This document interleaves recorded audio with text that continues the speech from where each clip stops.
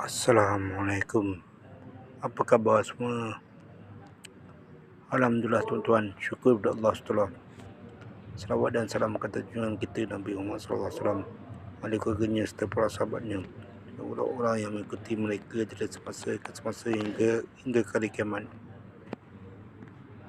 Alhamdulillah tuan-tuan, syukur kepada Allah SWT. Sekiranya kita ada ikhlas dalam hati kita, nak kena ikhlas dalam hati ialah buat satu kena Allah dan tinggalkan satu kena Allah.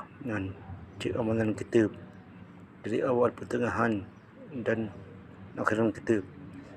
Kalau bukan kena Allah SWT, kena istighfar selalu tuan-tuan, dan kena istiqamah selalu dalam amalan fardu kita, kena istiqamah selalu tuan-tuan. Dan amalan sunat pun sama, kena istiqamah.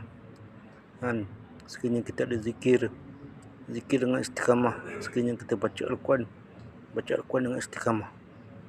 Dan sekiranya ada solat sunat lah, dengan istiqamah tuan-tuan. Apatah lagi dengan fardu, InsyaAllah tuan-tuan,